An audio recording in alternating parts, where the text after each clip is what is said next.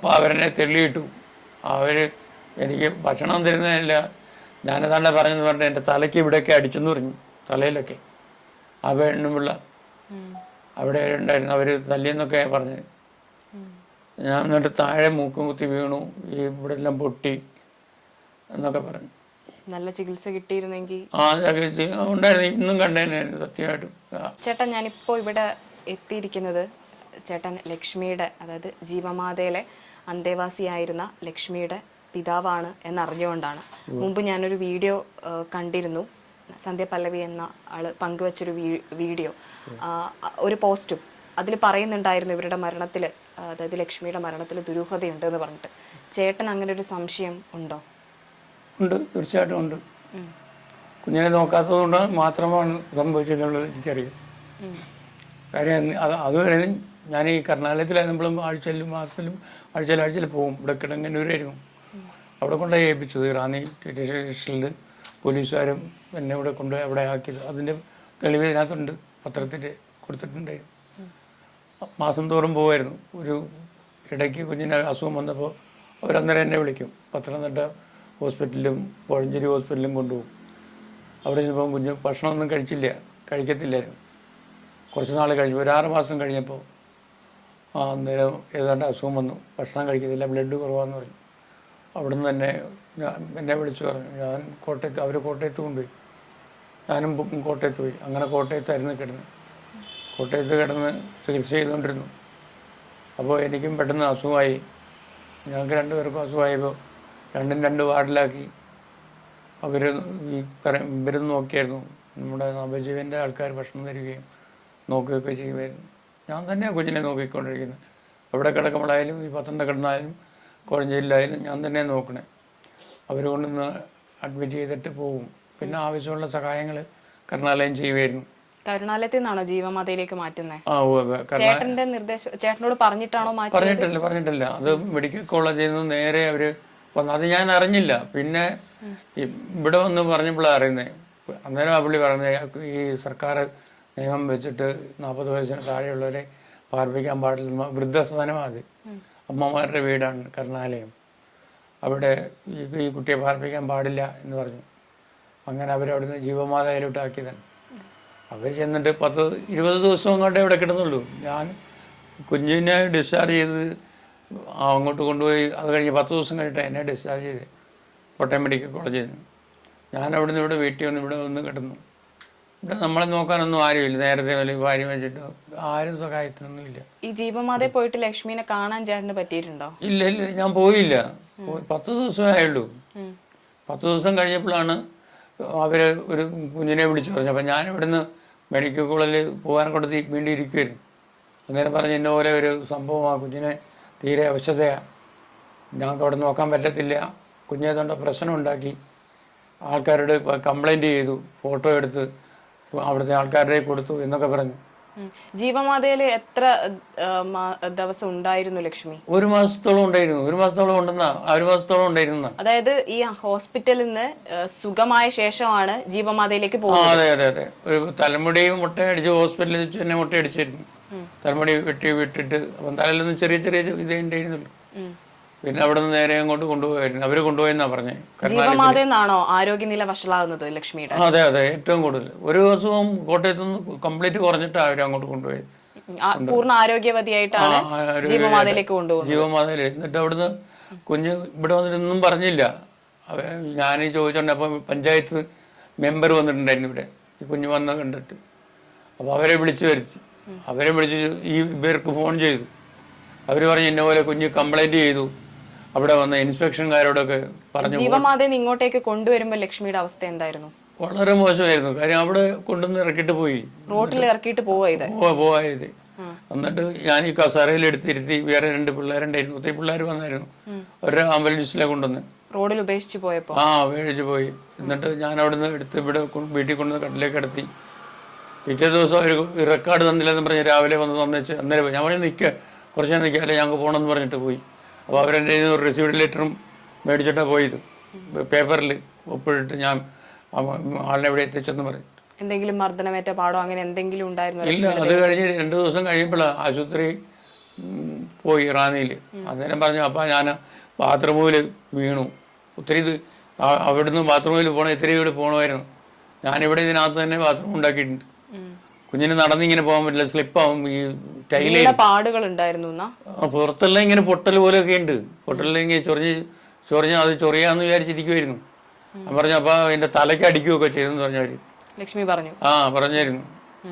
തലയ്ക്ക് തട്ടുകയും തലയിലെല്ലാം ഇങ്ങനെ പൊട്ടി ഇങ്ങനെ ചെറിയ ചെറിയ പുണ്ണ് വന്നിട്ട് അതെല്ലാം കരിഞ്ഞു പോയിരുന്നില്ലായിരുന്നു. മരുന്നൊന്നും കഴിക്കത്തില്ലായിരുന്നു. മരുന്നും കഴിച്ചില്ല, ഭക്ഷണവും കഴിച്ചില്ല, ബ്ലഡില്ല, ഒരു പോയിന്റേ ഉള്ളായിരുന്നു റാന്നി ചെന്നപ്പോൾ. അതായത് ജീവമാതയിൽ കൊണ്ടുപോകാൻ ബ്ലഡും ഇല്ല. ഇവിടെ അവിടെ പോയി ഒരു കുഴപ്പമില്ല. ഗവൺമെന്റ് ഹോസ്പിറ്റലിൽ നിന്നല്ലേ വിട്ടേ, കോട്ടയം മെഡിക്കൽ കോളേജിൽ നിന്ന്. ഈ അവസാനം ചികിത്സിക്കുമ്പോൾ ഡോക്ടർ എന്തായിരുന്നു പറഞ്ഞിരുന്നത്? ഇവിടെ അവശനിലയിലാക്കിയിട്ട് കൊണ്ടുവിട്ടല്ലോ, അവിടുന്ന് ഹോസ്പിറ്റലിലേക്ക് കൊണ്ടുപോയപ്പോ എന്തായിരുന്നു ഡോക്ടർ പറഞ്ഞത്? ഡോക്ടർ പറഞ്ഞ ബ്ലഡ് ഇല്ല, കുഞ്ഞിന് ബ്ലഡ് ഒട്ടും കയറത്തില്ല, ഞരമ്പുകൾ കിട്ടുന്നില്ല, ഭയങ്കരമായിട്ട് ക്ഷീണം, വീക്കുക, വീട്ടിൽ കൊണ്ടുപോയിക്കൊള്ളാൻ പറഞ്ഞു. ഒരാഴ്ച ഇവിടെ കിടന്നു. നമ്മളിവിടുന്ന് പാലിയേറ്റീവ് കെയറിൻ്റെ വണ്ടി പഞ്ചായത്തിൻ്റെ അവർ വിളിച്ചിട്ട് റാന്നി ആശുപത്രിയിൽ പോയി ഒരാഴ്ച കിടന്നു. തിരിച്ച് വീട്ടിൽ കൊണ്ടുപോയിക്കൊള്ളാൻ പറഞ്ഞു. തിരിച്ചിവിടെ കൊണ്ടുവന്ന് വിട്ടു. ഇവിടെ വന്ന് 10 ദിവസം കഴിയുമ്പോൾ കുഞ്ഞ് മരിച്ചു. ഉച്ചയായപ്പോൾ 10-12 മണി ഒന്നര ഒന്നും കഴിക്കത്തില്ല. വന്നിട്ട് ഒരു വകയും കഴിക്കാതെ ഈ വെള്ളം മാത്രം, ആ ജ്യൂസ് ഇങ്ങനെ ഒഴിച്ചു കൊടുക്കുമ്പോൾ മാത്രം ഇങ്ങനെ പെൻസിലായി. നല്ലതായിട്ട് തടിക്കുള്ള കുഞ്ഞായിരുന്നു. ആരോഗ്യത്തോടെയായിരുന്നു പോയത്. നല്ല ആരോഗ്യമായിരുന്നു കുഞ്ഞിന്. ഇവിടുന്ന് വെള്ളം പോയി ഇങ്ങനെ പെൻസിലായിട്ട് അസ്ഥി പോലെ ആക്കി ഇവിടെ കൊണ്ടിട്ടു. ഒരു 10 ദിവസം വെള്ളം ഈ ഒരു വകയും കഴിച്ചില്ല. നിലവിൽ ചേട്ടന്റെ ആരോഗ്യസ്ഥിതി എനിക്ക് മനസ്സിലാവുന്നുണ്ട്. ഞാനിവിടെ വന്ന് കാണുമ്പോഴും ചേട്ടന്റെ ആരോഗ്യസ്ഥിതി മോശമായിരുന്നു. അതുകൊണ്ട് മാത്രമാണല്ലേ മകളെ അങ്ങനെ നോക്കാൻ. അന്നേരം വൈകി രണ്ടുപേരും കൂടെ വന്നിട്ട് ഞാനും കുഞ്ഞും കൂടെ ഒരു 1-2 വർഷത്തോളം ഇവിടെ തന്നെ താമസിച്ചു. ഒരു കുഴപ്പമില്ലായിരുന്നു. ഞാൻ പകൽ അന്നേരം പെയിന്റിങ്ങിനോ അതിനൊക്കെ പോകും. ജോലിക്ക് പോകാൻ പറ്റാത്ത അവസ്ഥ വന്നപ്പോഴാണ് മകളെ മാറ്റി താമസിപ്പിച്ചതല്ലേ? അല്ല, അന്നേരം ഈ ഒരു പോലീസ് കേസ് ഒക്കെ ഉണ്ടായിരുന്നു. അത് ഒരാള് കുഞ്ഞും ഇവിടെ തന്നെ കിടക്കായിരുന്നു. ഇവിടെ നിന്ന് TV കണ്ടുകൊണ്ട്. അപ്പോൾ ഒരാൾ കള്ളുകൂടിയാൻ വന്നിട്ട് ഒരു വഴക്കുണ്ടാക്കി. അതൊക്കെ ഈ കഥ ചവിട്ടി പറിച്ചിട്ട് കുഞ്ഞിൻ്റെ കൈക്കൊക്കെ കയറി പിടിച്ചു. അതിനാ റാന്നി പോലീസ് സ്റ്റേഷൻ കേസൊക്കെ ഉണ്ടാക്കി ആ പുള്ളിയെ അകത്താക്കി. അതിൻ്റെ കാരണത്തിലാണ് കർണാലയത്തിൽ വിടാനുള്ള കാരണം. അവർ വന്ന് കൊണ്ടുപോകായിരുന്നു. പിന്നെ കുഞ്ഞിനെ അവനിപ്പം ജയിലിലാണ്. ഇപ്പോൾ ഒരാളെ കൊന്നു, ഇവിടെ ഒരു കൂട്ടുകാരനെ, അവൻ്റെ ബന്ധുവിനെ തന്നെ അവനും വേറെ ആളും കൂടെ കൊന്നിട്ട് ഇപ്പോൾ അവനും വേണ്ടി ജയിലില്ല. അന്ന് 6 മാസത്തോളം ജയിലിട്ട. ലക്ഷ്മിയുടെ മരണത്തിന് ശേഷം ചേട്ടൻ ജീവമാതയായിട്ട് കോണ്ടാക്ട് ചെയ്തിരുന്നോ? ഇല്ല, അവരോട് സംസാരിച്ചില്ല. അപ്പം ഈ കരുണാലയത്തിലെ അസീസ് സാർ പറഞ്ഞു അത് കേസ് കൊടുക്ക് നീ. അങ്ങനെ ഞാൻ പറഞ്ഞു സാറേ, ഇപ്പോൾ നമ്മൾ കേസ് കൊടുത്ത് ഇതിനൊക്കെ ചെയ്ത് കഴിഞ്ഞാൽ എന്തെങ്കിലും കിട്ടുമോ? പോയ കുഞ്ഞിനെ തിരിച്ചു തരാൻ പറ്റുമോ? ആർക്ക് സാധനം തരാൻ പറ്റില്ലല്ലോ. എന്നിട്ട് പിന്നെ എനിക്ക് പെട്ടെന്ന് അസുഖം കൂടി.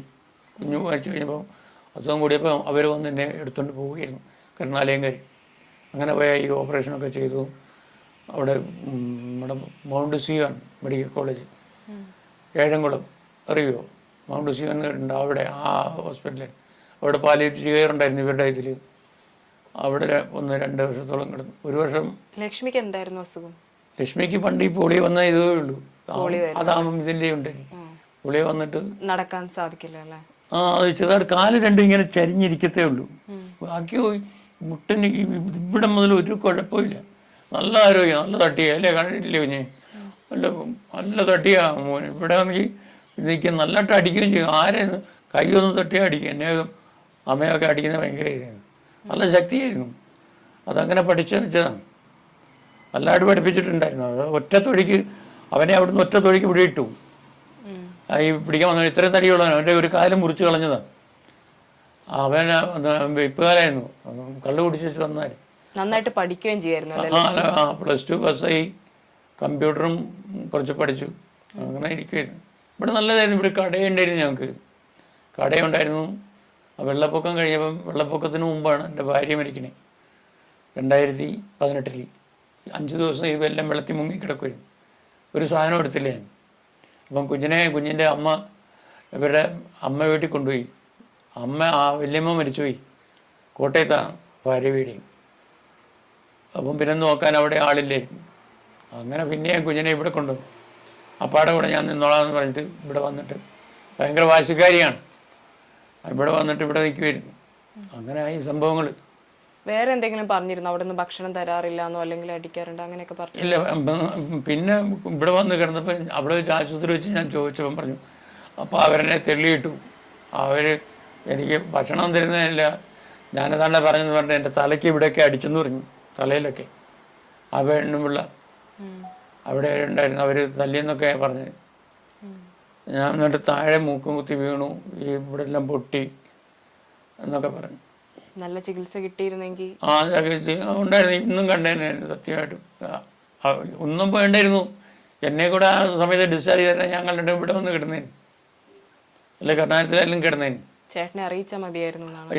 എന്നെ അറിയിക്കാതെ അവർ കൊണ്ടുപോയത് ആശുപത്രി. ഞാൻ തിരിച്ച് ഞാൻ കർണാലയത്തിൽ ചെന്ന് പറഞ്ഞു, ഇന്ന പോലെ അവർ വന്ന് ഈ സാമൂഹ്യക്ഷേമ വകുപ്പുകാർ വന്ന് കൊണ്ടുപോയി, അവർ വന്നാണ് ഇവിടെ ആക്കിയത്, അവർ സ്ത്രീകൾ മാത്രമേ ഉള്ളൂ അവിടെ കൊണ്ടുപോയിട്ടെ എന്നൊക്കെ പറഞ്ഞിട്ട് വിട്ടു. പിന്നെ ഞാൻ ഈ വിവരം പറഞ്ഞപ്പോൾ കുഞ്ഞ് മരിച്ചു കഴിഞ്ഞപ്പോൾ അവരെല്ലാം ഇവിടെ വന്നിരുന്നു. അവർ വന്നില്ല, ഞാൻ പോയി പറഞ്ഞു. അപ്പം ഭയങ്കരമായിട്ട് കേസ് കൊടുക്കണമെന്ന് പറഞ്ഞു. കരുണാലയത്തിലാണ് പോയി പറഞ്ഞത് ഇങ്ങനെ മരിച്ചു എന്നുള്ള കാര്യം. എന്നിട്ട് പറഞ്ഞു കേസ് മരിച്ചു അന്നേരം തന്നെ എല്ലാവരും അടക്കി. വൈകിട്ട് ഇതിൻ്റെ താഴെ അവിടെ അടക്കി, പെട്ടി ബോക്സ് വെച്ചിട്ട്. അങ്ങനെ അവിടെ സൗകര്യമുള്ളൂ, കാര്യം വെള്ളം കയറുന്നല്ലേ. അങ്ങനെ ചെയ്ത്. നിലവിലിപ്പം ജീവമാതയ്ക്കെതിരെ ഒരുപാട് പരാതികൾ വരുന്നുണ്ട്, ചേട്ടനത് കണ്ടിരുന്നോ? ഞാൻ തീർച്ചയായിട്ടും ഞാനതിങ്ങനെ പത്രത്തിൽ, ഇവിടുത്തെ ഉള്ള പത്രത്തിൽ വരത്തില്ല, ഇത് 10ന്റെ എഡീഷനല്ലേ, ഇങ്ങോട്ട് വരില്ല. മനോരമക്കാരൊന്നും ഇങ്ങനെയുള്ള വാർത്തകളൊന്നും ഇടത്തുമില്ല, തമാശൂറില്ല. അവരൊക്കെ ആളുകൾ പറഞ്ഞറിയുന്നുണ്ട് ഇങ്ങനെ ജീവമാതാവിലെ പ്രശ്നങ്ങളുണ്ട്. അവരിപ്പോഴും പിരിവിന് അതിലേക്ക് പോകുന്നുണ്ടെന്നൊക്കെ അറിയുന്നുണ്ട്. ഈ ഏരിയയിലൊക്കെ പിരിവിന് വരാറുണ്ട്. ഇവിടെ ഒന്നും വരാറില്ല. ഇവിടെ വന്നു കഴിഞ്ഞാൽ ഇവിടെ വന്നാൽ എൻ്റെ സ്വഭാവം മാറുമെന്ന് അവർക്കറിയാം. അവരന്ന് പോലെ പറഞ്ഞതിരിക്കുക. എനിക്ക് ഞാൻ വയ്യായെങ്കിലും തമാശൂറിൽ ഞാൻ വഴക്കുണ്ടാക്കും, നല്ലതായിട്ട് വഴക്കുണ്ടാക്കും. പിള്ളേരെ പറഞ്ഞു കഴിഞ്ഞാൽ വണ്ടിയൊക്കെ കത്തിച്ചു കളയും തമാശൂറിൽ. എവിടുന്ന് അപ്പൊ അവര് ഈ അടുത്തുള്ള പ്രദേശങ്ങൾ വന്ന് പിരിവ് നടത്താറുണ്ടോ? ഇല്ല, അടുത്ത പ്രദേശങ്ങളൊന്നും വരാറില്ല. വന്നതിൽ നമുക്ക് അറിയത്തില്ല, ഇങ്ങോട്ട് ഈ ഏരിയയിലൊന്നും ഞാൻ കണ്ടിട്ടില്ല. പത്തനംതിട്ട കോഴഞ്ചേരിയിൽ എൻ്റെ മൂത്ത ചേട്ടൻ്റെ മോൻ കടയിലുണ്ടായിരുന്നു, അവിടെ പമ്പ ജൂവലറിയിൽ ജോലിയായിരുന്നു. അപ്പോൾ അവൻ പറഞ്ഞു ഒരു പ്രാവശ്യം, ചിത്ത ഇവിടെ ഞങ്ങളുടെ അവിടെ ഈ ജീവമാതായെന്ന് വന്ന് പിരിവൊക്കെ നടത്തിയിട്ട് വന്നു അവിടുന്ന് കോഴഞ്ചേരിയിലൊക്കെ. നമ്മുടെ അമ്മ അവിടെ അല്ലായിരുന്നു ചോദിച്ചു. അപ്പോൾ അവനാ കുഞ്ഞിനെ അടക്കിയതൊക്കെ. അവന് കൊച്ചിറക്കനാണ്, അവനിപ്പോൾ ആലപ്പുഴയിലാണ് ജോലി ചെയ്യുന്നത്. അവൻ്റെ ചേട്ടൻ പത്തനാപുരത്തുണ്ട്, രണ്ടാം പിള്ളേരാണ് എൻ്റെ മൂത്ത ചേട്ടൻ. എൻ്റെ ഇളയ അനിയനാണ് അപ്പുറത്ത് താമസിക്കുന്നത്. പുള്ളി മരിച്ചുപോയി, പുള്ളിയുടെ ഭാര്യയുണ്ട്, പിന്നെ മോളും ഒരു കുഞ്ഞുമുണ്ട്. കുഞ്ഞിനെ ഇലവന്തിട്ടേ കെട്ടിച്ചിരിക്കുന്നു. ഇപ്പൊ പരാതി കൊടുക്കണമെന്ന് തോന്നുന്നുണ്ടോ? ഇപ്പം ഈ കുഞ്ഞിനെ ഇനിയും പരാതി കൊടുത്തു കഴിഞ്ഞാൽ അതിന് ഒരു ഫലം ഉണ്ടായില്ല, അതുകൊണ്ട് മാത്രം ഒന്നും ഉണ്ടാതിരിക്കുക. പേടിച്ചിട്ടാണോ? എനിക്ക് പേടിയൊന്നുമില്ല, ഒരുത്തരെയും പേടിയില്ല. ഈ ലോകത്തിൽ ആര് എന്ത് ചെയ്താലും അതിൻ്റെ സപ്പോർട്ട് പറയാൻ ഞാൻ തയ്യാറാണ്. എന്തൊരു വീക്ക്നെസ് വേണമെങ്കിലും ഞാൻ പറയും, എവിടെ വേണമെങ്കിലും പറയും. ഏത് കോടതിയിലായാലും കയറി ഇന്ന കാര്യങ്ങൾ പറയും, എൻ്റെ കുഞ്ഞിൻ്റെ കാര്യം സത്യമായിട്ടും പറയും. ആരും അന്വേഷിച്ചു പിന്നീട് ജീവമാതയെന്ന് ആരും ഒന്നും ചെയ്തിട്ടില്ല. അവർ പിറ്റേ ദിവസം വിളിച്ചിട്ട് ഇവർ ഈ പഞ്ചായത്ത് മെമ്പറിനെ കൊണ്ട് വിളിപ്പിച്ചു. വിളിച്ചോടനെ അവർ അന്നേരം ഇങ്ങനെ കാര്യങ്ങളൊക്കെ പറഞ്ഞു, ഞങ്ങളെ അത് ചെയ്ത് തന്നു. അങ്ങനല്ലോ പറഞ്ഞ. പിറ്റേ ദിവസം കുഞ്ഞ് മരിച്ചപ്പോൾ ആ മെമ്പറും വിളിച്ച് പറഞ്ഞു. അന്നേരം പറഞ്ഞു നമുക്കതിന് കംപ്ലയിൻറ്റ് കൊടുക്കാമെന്ന് പറഞ്ഞു. അപ്പോൾ റാന്നി സ്റ്റേഷനിൽ ഇവരെല്ലാം പറഞ്ഞു കംപ്ലയിൻറ്റ് കൊടുക്കാൻ. ഞാൻ പറഞ്ഞു അതിനുകൊണ്ട് എന്തെങ്കിലും കാര്യമുണ്ടോ? അവരിങ്ങനെ വന്നിട്ട് കുറച്ച് ഇതും കൊണ്ട് നടക്കാമെന്നല്ല, പിന്നെയും കേസും പഠിക്കാനായിട്ടും. നേരത്തെ ആ ഉള്ളൊരു കേസ് ഇപ്പോഴും അങ്ങനെ കിടക്കുക. അന്ന് ഒരു പ്രാവശ്യം SI വന്ന് ചോദിച്ചു എൻ്റെ അടുത്ത്, ഇതുപോലെ ആ കേസിൻ്റെ കാര്യം എന്തുമായി? ഞാൻ പറഞ്ഞു സാറേ അത് ദൈവം കൊടുത്തോളൂ, ഞാനാരെയും പോയിക്കാൻ എനിക്ക് കഴിവില്ലെന്ന് അങ്ങനെ പറഞ്ഞുള്ളൂ. അങ്ങനെ ഇരിക്കുകയാണ്. നമ്മളിത് എവിടെ വേണമെങ്കിലും ഏതൊരാൾ വേറെ പരാതി ഉണ്ടോ അതിന് എല്ലാ സപ്പോർട്ടും ഞാൻ ചെയ്തു തരും.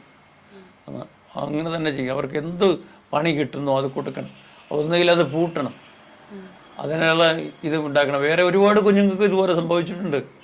അവിടെ ചെന്ന് അത് ചെയ്യുന്നെങ്കിൽ അവിടെ തന്നെ പരിശോധിക്കണം. അതിന് സർക്കാരിൻ്റെ നിയമത്തിലുള്ള ആൾക്കാരെ വിട്ടിട്ട്, ആരോഗ്യവകുപ്പിനുള്ള ആൾക്കാരെ അറിയാതെ വിട്ടിട്ട് പരിശോധിക്കണം, എന്നാലേ മാത്രമേ കണ്ടുപിടിക്കാൻ പറ്റൂ. ഈ കരുണാലയത്തിൽ തന്നെ ഒരുപാട് പേരെ ദ്രോഹിക്കുന്നുണ്ട്. തല്ലി അടിക്കുകയും എണ്ണിച്ച് നടക്കാൻ വയ്യാത്തവരൊക്കെ തല്ലുന്നൊക്കെ ഞാൻ കണ്ടിട്ടുണ്ട്. എല്ലാ സൈഡിലും അതുപോലെ തന്നെയാണ് സംഭവം. എന്തോ ചെയ്യാനാണ് ഇതിങ്ങനെ ഒറ്റപ്പെട്ട് ജീവിക്കുന്നവരുടെ എല്ലാം ഗതി ഇതുപോലെ ആശ്രയമില്ലാത്ത അനാഥകളായിട്ട് വരുന്നവർക്കൊക്കെ ഇത് ഗതിയുള്ളൂ.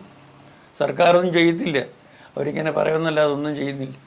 ഞാൻ ഇത്രയും വർഷങ്ങളായിട്ട് 8-9 വർഷമായിട്ട് അസുഖമായിട്ട് കിടക്കുന്ന 2 അറ്റാക്ക്, ഈ 2 സൈഡ് ഈ ഹിരണ്യയുടെ ഓപ്പറേഷൻ, ഇവിടെ ഒരു ഓപ്പറേഷൻ, ഒരു നേരത്തെ ആഹാരം കഴിക്കാൻ നിവർത്തിയില്ല, ഒന്നും അവർ ചെയ്യത്തില്ല.